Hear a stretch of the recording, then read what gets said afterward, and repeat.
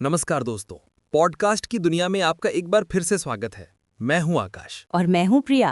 आकाश, पिछले एपिसोड ने हमें एक बहुत ही इमोशनल अधूरे मिलन पर छोड़ा था। हाँ, लेकिन एपिसोड 3, अरे बाप रे, इसने तो जैसे पूरी कहानी का तख्ता पलट ही कर दिया है। बिल्कुल प्रिया। एपिसोड की शुरुआत वहीं से होती है, टूटे हुए दिलों से। रानी साहब बिना आशीर्वाद दिए चली जाती हैं और रिमझिम, जो बस अपने पापा को एक खुशी देना चाहती थी, बेबस होके देखती रह जाती है। हाँ, लेकिन असली ड्रामा तो बंद दरवाजों के पीछे शुरू होता है। रानी साहब अपनी कार में है हाँ, और उनके अंदर एक तूफान चल रहा है। एक तरफ उनका व्यक्तिगत गुस्सा और 20 साल का दर्द। और दूसरी तरफ उनका राजधर्म, बिल्कुल। यानी एक रानी का अपनी प्रजा और अपने राज्य के प्रति कर्तव्य। उन्हें वीरगढ़ के लिए एक लायक राजा चुनना ही था। और किस्मत देखें, उनका दूसरा ऑप्शन, उनका भतीजा पृथ्वी, तो नशे में धुत होकर किसी गांव वाले पर गाड़ी चढ़ा देता है। ओह, मतलब वो राजा बनने के बिल्कुल काबिल नहीं। इसी एक घटना ने रानी सा को मजबूर कर दिया। इसे एक शतरंज की बिसात की तरह समझो प्रिया।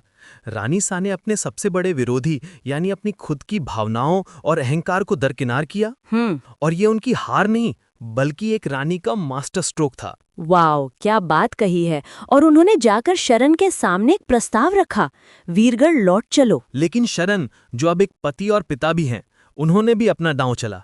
उन्होंने एक शर्त रखी, मैं आऊंगा, अच्छा। मैं आऊंगा, लेकिन मेरा पूरा परिवार मेरे साथ आएगा, मेरी पत्नी और मेरे बच्चे। और यही है कहानी का सबसे बड़ा ट्विस्ट। रानी सा, जिन्होंने शरण की पत्नी पवित्रा को कभी स्वीकार नहीं किया, हाँ बिल्कुल। जिन्हें वो राजघराने के लायक ही नहीं समझती, उन्हें हाँ कहना पड़ा। हाँ, और ये कोई दिल से निकली हुई हाँ नहीं थी, ये मजबूरी की हाँ थी।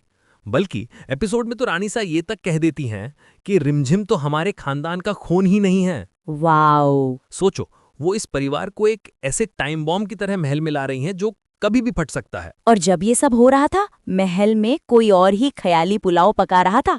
मोहिनी, पृथ्वी की पत्नी, वो तो राज तिलक से पहले ही खुद को रानी मान चुकी थी और राजगद्दी पर बैठकर फोटोशूट करवाने जा रही थी। और बस कहानी के सबसे परफेक्ट, सबसे धमाकेदार पल में, जब मोहिनी का सपना पूरा होने वाला था, महल के दरवाजे खुलते हैं और एंट्री होती है शरण और उनके परिवार की, और पीछे से आवाज गूंजती है, ठहरो, वीरगढ़ का असली वारिस वापस लौट आया है। इस गद्दी पर बैठने का अधिकार सिर्फ उसी का है। उफ, मेरे तो रोंगटे खड़े हो गए। इस एक सीन में कहानी को पारिवारिक ड्रामा से उठाकर एक सियासी जंग में बदल दिया है। रिमझिम, जो एक बड़ी सी हवेली और दादी का प्यार पाने का सपना देख रही है, सोचो उसे पता भी नहीं कि वो एक खूबसूरत पिंजरे में कदम रख चुकी है। बिल्कुल। अब असली लड़ाई शुरू होगी महल के अंदर, हक की, सम्मान की और सियासत की। अब देखना यह है कि रिमझिम की मासूमियत इस सियासी चक्रव्यूह का सामना कैसे करती है। और यहीं हम अपने श्रोताओं के लिए एक सवाल छोड़ना चाहेंगे। रानी सा ने राजधर्म निभाने के लिए अपने परिवार को वापस तो बुला लिया, लेकिन क्या एक ऐसे घर में जहां आपका दिल से स्वागत ना हो, मान सम्मान मिल पाना मुमकिन है? इस बारे में जरूर सोचिएगा। मिलते हैं आपसे अगले एपिसोड की चर्चा में। तब तक के लिए नमस्कार।